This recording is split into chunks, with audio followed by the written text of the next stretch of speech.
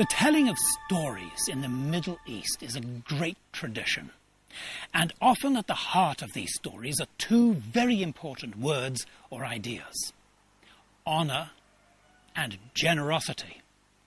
There's a story like this in the Gospel of Luke, chapter 14. It was told by Jesus, and it's a story about invitations to a dinner. It was a Saturday, and one of the Pharisees had invited Jesus to lunch. During the meal, Jesus told the men a story. The story was about hospitality, but it was also a parable about the kingdom of God. A certain man, said Jesus, gave a dinner and invited many people. The custom was to draw up a list of guests, usually important men in the community, and send out invitations several days before the meal.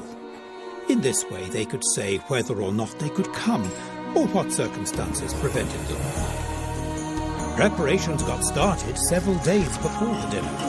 The honour and reputation of the host depended on the excellence of his hospitality. The quality of the food must be outstanding, the presentation perfect. When everything was ready on the day of the dinner, a servant was sent out to remind the guests it was time to come. It was the custom to hang a special cloth in front of the house. While the cloth was visible, the invited guests knew they were welcome. But after the third course of the meal, it would be removed, and then it was too late, the door would be closed. When the servant came to the first guest, the man had changed his mind. "I have bought a piece of land, and I must go and see it. I ask you to have me excused." Strange. Surely the man would have looked at the land before he bought it. The next guest also made excuses. "I have bought 5 yoke of oxen, and I'm going to test them.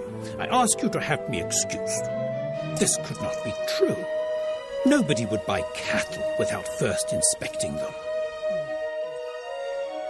When the next guest was requested to come, he did not even apologize. He just made a statement.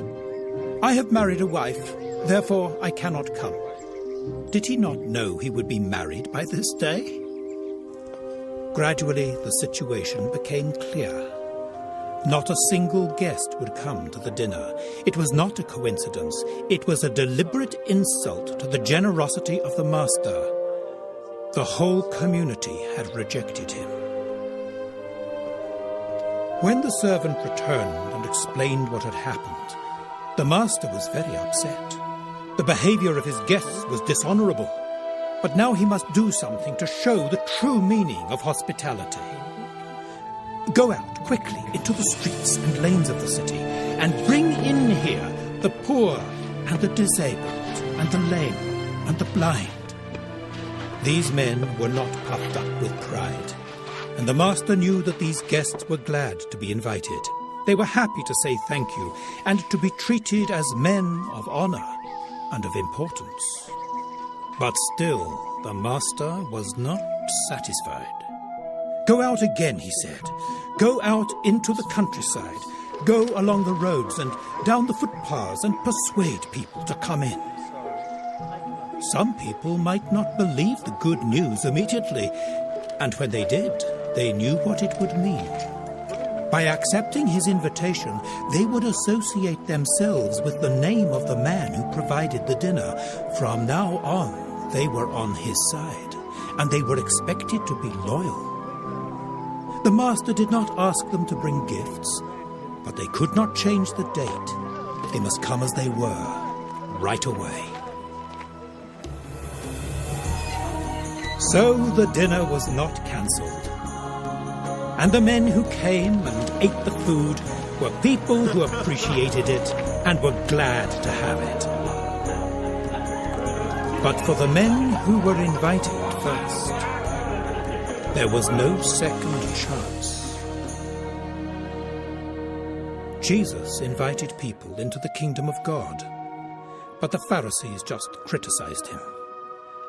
Mostly it was people who knew they were sinners and needed a new start in life who became his disciples.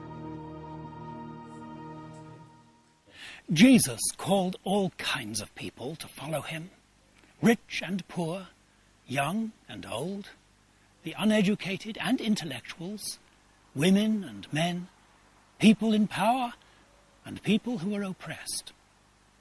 But some of the rich were so involved in their own business and pleasures, they failed to respond to Jesus, and so, very foolishly, they excluded themselves from the kingdom of God, while some of the strictly religious preferred to criticize him for accepting and welcoming those they called sinners.